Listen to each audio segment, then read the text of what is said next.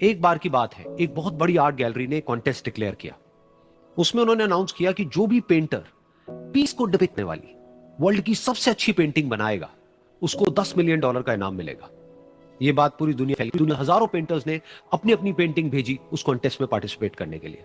उन हजारों पेंटिंग्स में से जो इस कॉन्टेस्ट के जजेस थे उन्होंने फाइनली 100 पेंटिंग्स को शॉर्टलिस्ट किया और उन 100 पेंटिंग्स की एक एग्जीबिशन लगाई। उस एग्जीबिशन में इन सारे पेंटर्स को तो इनवाइट किया ही किया, साथ ही साथ मीडिया वाले भी बैठे हुए थे और मीडिया वालों के साथ हजारों लोगों की भीड़ भी जमा थी। क्योंकि प्राइज अमाउंट इतना बड़ा था तो सबका इंटरेस्ट था ये जानने में कि कौन जीतेगा, कि वो पेंटिंग कैसी होगी और कौन वो पेंटर होगा जिसको इतना बड़ा अमाउंट मिलेगा। फाइनली वो दिन आ ही गया। वहां पर सारी ही पेंटिंग्स देखने लायक थी और एक से बढ़कर एक थी। उसमें से कुछ पेंटिंग्स थी जहां पर सबसे ज्यादा भीड़ थी। जैसे एक पेंटिंग थी जहां पर एक बिल्कुल साफ पानी की नदी बह रही थी, जिसके पीछे कुछ पहाड़ थे, उसके ऊपर बर्फ जमी हुई थी और पीछे से सनराइज हो रहा था। एक और पेंटिंग थी जहां पर पेंटर ने पीस को डिपिक्ट किया था फुल मून नाइट के थ्रू, यानी कि एक बिल्कुल पीसफुल लेक थी जिसका पानी बिल्कुल स्टिल था, इतना स्टिल कि उसके अंदर आप रिफ्लेक्शन देख सकते थे आसपास में जो भी कुछ था उसका, बिल्कुल एक मिरर की तरह। और बिल्कुल डार्क आसमान में कुछ तारे चमक रहे थे और एक चांद चमक रहा था। उसके अलावा एक पेंटिंग थी जिसमें बिल्कुल सफेद बादल थे, नीला आसमान था और बिल्कुल हरी हरी घास थी। यानी कि सारी ही पेंटिंग्स ऐसी जिसको देख करके ही मन शांत हो जाए। तो कॉन्टेस्ट बहुत ही टफ था क्योंकि सारी पेंटिंग्स एक से बढ़कर एक थी। तो जजेस के लिए शॉर्टलिस्ट करना कि कौन सी पेंटिंग बेस्ट है, that was very very difficult. लेकिन वो मोमेंट आ ही गया जब जजेस ने अपना माइंड मेकअप कर लिया और एक पेंटिंग को इन सारी पेंटिंग्स में से सिलेक्ट कर लिया और उस पेंटिंग को एक बड़े से कर्टन के पीछे रख दिया। सामने वो सारे पेंटर्स बैठे हुए थे, मीडिया वाले थे और हजारों लोगों की भीड़ थी। सबकी क्यूरियोसिटी बढ़ती चली जा रही थी क्योंकि अमाउंट बहुत बड़ा था। लेकिन जैसे ही वो पर्दा हटा और सामने से सबने उस पेंटिंग को देखा तो सब हैरान रह गए। सब एक दूसरे की शक्ल देखने लगे। किसी को कुछ समझ नहीं आ रहा था कि एक्चुअल में हो क्या रहा है, क्योंकि वो पेंटिंग जो वहां पर दिख रही थी वो दूर दूर तक शांति को डिपिक्ट नहीं कर रही थी। तो सबको लगा कि शायद उस आर्ट गैलरी से कोई गलती हुई है या जजेस से कोई गलती हुई है और किसी गलत पेंटिंग को वहां पे रख दिया है। तो कुछ पेंटर्स एक साथ गए, जाकर के उस आर्ट गैलरी के ओनर से मिले और जाकर के उससे पूछा कि क्या ये कोई गलती है, गलती से कहीं कोई गलत पेंटिंग तो आपने वहां पे नहीं रख दी है। तो आर्ट गैलरी वाला थोड़ा सा मुस्कुराया और बोला, नहीं, ये पेंटिंग बिल्कुल ठीक है। जजेस ने इसी पेंटिंग को सिलेक्ट किया है और यही पेंटिंग आज की विनर है। सारे पेंटर्स ये जवाब सुन करके गुस्से से भर गए और सबने मिल करके रिवोल्ट कर दिया।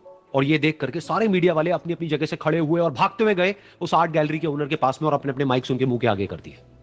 तो अगेन वो आर्ट गैलरी का जो ओनर था वो हल्का सा मुस्कुराया और उसने कहा कि मुझे कुछ बोलने से पहले एक बार इस पेंटिंग को आप लोग ध्यान से देखिए, थोड़ा पास से देखिए, शायद आपको कुछ ऐसा नजर आए जो दूर से नजर नहीं आ रहा है। क्योंकि आप सबने एक चीज तो देख ली कि इस पेंटिंग में आंधी है, तूफान है, चारों तरफ सब कुछ तहस नहस हो रहा है, आसमान में बिजली कड़क रही है, काले बादल है, ये सब तो आपने देख लिया। लेकिन एक चीज नहीं देखी कि इस पेंटिंग में एक घर भी है। उस घर में एक छोटी सी खिड़की है जहां पर एक आदमी खड़ा हुआ है। ध्यान से जाकर के देखिए, वो जो आदमी खड़ा हुआ है और बाहर देख रहा है उस घर से, उसके चेहरे पर कोई डर नहीं है बल्कि एक हल्की सी मुस्कान है, एक ठहराव है, एक सुकून है। और यही है शांति का असली मतलब।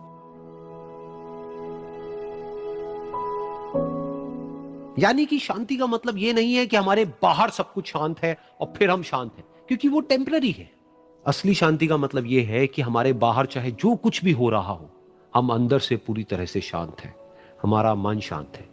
क्योंकि जिसका मन शांत नहीं है उसको चाहे आप कितनी भी सुंदर से सुंदर जगह पर ले जाकर के बिठा दो, वो वहां पर भी जाकर के दुखी ही रहेगा। लेकिन दूसरी तरफ से जिसका मन शांत है, उसके बाहर चाहे कुछ भी हो रहा हो, चाहे मौसम कैसा भी हो, चाहे उसके आसपास में सब कुछ तहस नहस हो रहा हो, तूफान हो, लेकिन वो अंदर से बिल्कुल शांत रहेगा। और यही है शांति का असली मतलब।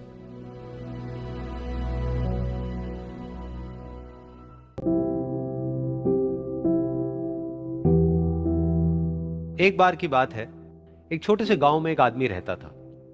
उसके घर के पास में एक पहाड़ था जहां पर वो रोज सुबह जाता, उस पहाड़ पर थोड़ी देर के लिए वो बैठता, फिर वापस आ जाता। तो रोज की तरह वो सुबह सुबह जा रहा था। पीछे से उसका छोटा सा बेटा आया, उसने आकर के उसका हाथ पकड़ लिया और कहा कि आज मैं भी आपके साथ चलूंगा। उसने पहले तो उसको थोड़ा सा समझाया और मना किया, कहा कि जो रास्ता है वो बहुत ही छोटा है और चढ़ाई बहुत ज्यादा है, तो तुम मेरे साथ नहीं चल पाओगे। लेकिन फिर जब उस बेटे ने जिद करी तो पिता मान गया। तो दोनों पहाड़ पर चढ़ने लगे। पिता ने बेटे का हाथ कस के पकड़ा हुआ था। लेफ्ट साइड में पहाड़ थे, राइट साइड में खाई थी और रास्ता बहुत ही छोटा था।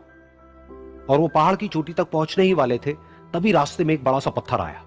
क्योंकि पिता उस रास्ते पर रोज आता था तो उसको पता था कि वहां पे पत्थर है, तो वो साइड से निकल गया। लेकिन जो बेटा था उसका ध्यान कहीं और था, तो उसका घुटना जा करके उस बड़े से पत्थर पर टकरा गया। तो फिर उस बच्चे के मुंह से एक चीख निकली। और जैसे ही वो चीखा, उसकी आवाज उन पहाड़ों में गूंजने लगी।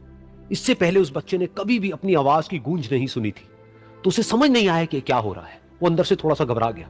उसे लगा कि शायद कहीं कोई है जो छुप करके उसको देख रहा है और उसका मजाक उड़ा रहा है। फिर उस बच्चे ने बोला, कौन हो तुम? कौन हो तुम? तो जब उस बच्चे ने इस गूंज को सुना, उसे गुस्सा आ गया। उसे लगा कि कौन है ये जो मेरा मजाक उड़ाए चले जा रहा है। फिर उसने गुस्से से कहा, मैं तुम्हें छोड़ूंगा नहीं। और फिर जैसे ही उसने इस गूंज को सुना, वो घबरा गया। उसके पिता समझ गए थे कि क्या हो रहा है। उसने अपने पिता का हाथ कस के पकड़ लिया और उनसे पूछा, कौन है ये जो मुझे इतना तंग कर रहा है? कौन है ये जो मुझे इतना डरा रहा है? तो उसके पिता थोड़ा सा मुस्कुराए और उन्होंने खाई की तरफ देखा और जोर से बोला, मैं तुमसे बहुत प्यार करता हूं। ये सुनकर वो बच्चा हैरान हो गया। उसे समझ नहीं आया कि हो क्या रहा है, कि वही इंसान जो उसका मजाक उड़ा रहा है और उसको तंग कर रहा है, वो उसके पिता को बोल रहा है कि मैं तुमसे बहुत प्यार करता हूं। तो उसके पिता ने अपने बेटे को देखा और वो समझ गए कि उसके मन में क्या चल रहा है। और फिर दोबारा उन्होंने बोला, तुम बहुत अच्छे हो। और ये सुनकर उनका बेटा भी थोड़ा सा मुस्कुराया और पूछा अपने पिता से कि ये क्या हो रहा है। और फिर उसके पिता ने अपने बेटे को समझाया, ये जो आवाज तुम सुन रहे हो ना, ये किसी और की नहीं है, ये तुम्हारी ही आवाज है जो कि पहाड़ों में गूंज रही है और तुम्हें अपनी ही आवाज सुनाई दे रही है। जैसा तुम बोलते हो ठीक वैसा ही तुम्हें सुनाई देता है। अगर तुम गुस्से से कुछ कहोगे तो पलट करके जो आवाज आएगी उसमें भी गुस्सा होगा, लेकिन अगर तुम कुछ अच्छा कहोगे तो वो आवाज भी अच्छी होगी। बिल्कुल इसी तरह से हमारी जिंदगी में भी होता है। जैसा तुम अपने मन में इस जिंदगी के बारे में सोचते हो, ये जिंदगी तुम्हारे लिए बिल्कुल वैसी ही हो जाती है। अगर तुम मन ही मन अपने आप को ये बोलते रहोगे कि मेरी जिंदगी तो बहुत ही बुरी है, तो तुम्हारी जिंदगी सच में बुरी हो जाएगी। और अगर तुम अपनी जिंदगी से प्यार करोगे तो तुम्हारी जिंदगी भी तुमसे प्यार करेगी। ये बात उस बच्चे के दिमाग में घर कर गई और फिर वो दोनों उस पहाड़ की चोटी पर गए। लेकिन बच्चे के दिमाग में यही बात घूम रही थी। और फिर वो बच्चा खिलखिला के हंसा और उसने अपने दोनों हाथ खोले और अपनी पूरी ताकत से बोला, मैं तुमसे बहुत प्यार करता हूं।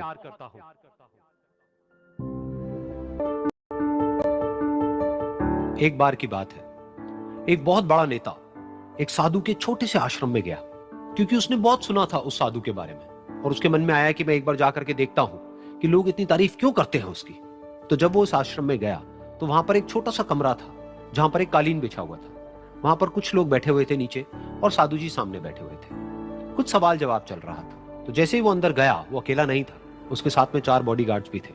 और उसको ये आदत थी कि जहां पर भी वो जाता था, लोग अपनी जगह से खड़े हो जाते थे, उसकी तरफ देखते थे, हाथ जोड़ते थे, अपना सर झुकाते थे।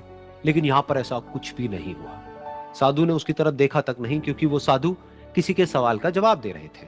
लेकिन नेता को इस बात पे गुस्सा आ गया। नेता को लगा कि ये मेरी बेइज्जती है। तो उस नेता ने साधु की बात को बीच में ही काटते हुए थोड़ा गुस्से से कहा, मैं आपसे कुछ कहना चाहता हूं। साधु ने उसकी तरफ देखा और बोले, आप थोड़ी देर रुकिए, पहले मैं इनके सवाल का जवाब दे लूं, उसके बाद में मैं आपसे बात करूंगा। तब तक अगर आप चाहें तो आप बैठ सकते हैं। बस साधु का इतना कहने की देर थी। नेता का चेहरा गुस्से से लाल हो गया और फिर उसने अपना सारा गुस्सा उस साधु के ऊपर निकाल दिया। अभी तक वो नेता बहुत ही तमीज से बात कर रहा था, यानी कि आप कह करके बात कर रहा था। अब वो तू तड़ाक पे उतर आया। नेता ने उस साधु को कहा, तुझे पता भी है मैं कौन हूं और तू किससे बात कर रहा है? साधु ने उसकी तरफ देखा और कहा, मुझे इससे कोई फर्क नहीं पड़ता कि आप कौन हैं, लेकिन आप जो कोई भी हैं, अगर आप चाहते हैं कि मैं आपके सवाल का जवाब दूं या आपसे बात करूं तो आपको कुछ देर रुकना होगा। और साधु के ये कहते ही नेता गुस्से से पागल हो गया और वहीं सबके सामने चीखने चिल्लाने लग गया, अब मैं तुझे तेरी असली औकात दिखाऊंगा। तूने मुझसे पंगा लेकर के ठीक नहीं किया है। तुझे पता भी है मैं तेरे बारे में क्या सोचता हूं। साधु ने फिर से उसकी तरफ देखा और बड़े ही प्रेम से कहा कि मुझे इससे कोई फर्क नहीं पड़ता है कि आप मेरे बारे में क्या सोचते हैं। आप जो चाहे वो मेरे बारे में सोच सकते हैं। फिर उस नेता ने बोला कि तू चाहे सुनना चाहता है या नहीं, लेकिन मैं तुझे बताऊंगा यही सबके सामने कि मैं तेरे बारे में क्या सोचता हूं। तू एक बहुत ही घटिया इंसान है। तू कोई साधु नहीं है, तू एक ढोंगी है, पाखंडी है, और यहां पर जितने भी लोग बैठे हैं उन सबको बेवकूफ बना रहा है। तेरा बस एक ही मकसद है कि इन लोगों की जेब में जितना भी पैसा है वो सब तेरे पास में आ जाए। तू अपने फायदे के लिए इन लोगों का इस्तेमाल कर रहा है और अब मैं तुझे नहीं छोड़ने वाला, तेरा पर्दाफाश करके रहूंगा पूरी दुनिया के सामने। लेकिन उसके इतना बोलने के बाद भी उस साधु के चेहरे पर हल्की सी मुस्कान बनी ही रही। ये देखकर वो और तिल मिला गया और उसने कहा, अब बहुत हुआ, अब मैं यहां एक मिनट भी नहीं रुकने वाला, लेकिन अभी भी तेरे पास में मौका है। अगर मुझसे माफी मांगनी है या मुझसे कुछ कहना है तो कह सकता है। इतना सब होने के बाद भी साधु बिल्कुल शांत था और उनके चेहरे पर एक मुस्कान थी। उन्होंने अपनी आंखें बंद कर ली। फिर साधु ने अपनी आंखें खोली, हाथ जोड़े और कहा कि मुझे आपसे कोई गिला शिकवा नहीं है, मेरे मन में आपके लिए कोई भी गलत ख्याल नहीं है। जो भी आपने मेरे बारे में कहा वो आपकी अपनी सोच थी, तो मुझे आप में कोई भी बुराई नजर नहीं आती है। मुझे आप एक बहुत ही भले इंसान लगते हैं। और साधु के इतना कहते ही नेताजी का दिमाग 7वें आसमान पर पहुंच गया। उनके चेहरे पर एक अजीब सी खुशी थी, क्योंकि उस साधु ने वो ही कहा जो बाकी सब लोग उस नेता को कहते हैं। और वो खुशी खुशी उस आश्रम से अपने घर की तरफ चला गया और जा करके अपने पिताजी के साथ में बैठ गया। उसके पिताजी की आंखें बंद थी और वो ध्यान में थे। पूरी जिंदगी उन्होंने सिर्फ लोगों की सेवा करी और बदले में कुछ भी एक्सपेक्ट नहीं किया। तो थोड़ी देर बाद जब उन्होंने अपनी आंखें खोली और देखा अपने बेटे को अपने साथ बैठे हुए, तो उनके बेटे के चेहरे पर आज एक अजीब सी खुशी थी जो आज से पहले उन्होंने कभी नहीं देखी थी। फिर उसने एक एक करके सब कुछ बताया कि आज क्या हुआ, किस तरह से वो आश्रम गया, वहां पर क्या हुआ, उसने क्या कहा, उन्होंने क्या कहा। तो जब इसके पिताजी ने पूरी बात सुनी तो थोड़ा सा मुस्कुराए और अपने बेटे को देख करके बोले कि उन्होंने तुम्हारी तारीफ नहीं करी है, क्योंकि उन्होंने वो नहीं कहा कि जो तुम हो, उन्होंने वो कहा कि जो वो खुद है। और तुमने जो भी कुछ उनको कहा वो नहीं कहा कि जो वो है, बल्कि तुमने वो कहा जो तुम खुद हो। यही बात वेदों में भी कही गई है, यथा दृष्टि तथा सृष्टि। ये दुनिया तुम्हें वैसी नहीं दिखती है जैसी कि ये दुनिया है। ये दुनिया तुम्हें वैसी दिखती है जैसे तुम खुद हो। जिसकी नजर जैसी है उसके लिए ये दुनिया वैसी ही है। तो अगर तुम अपनी दुनिया को बदलना चाहते हो तो उसका सिर्फ एक तरीका है, अपनी नजर को बदलो।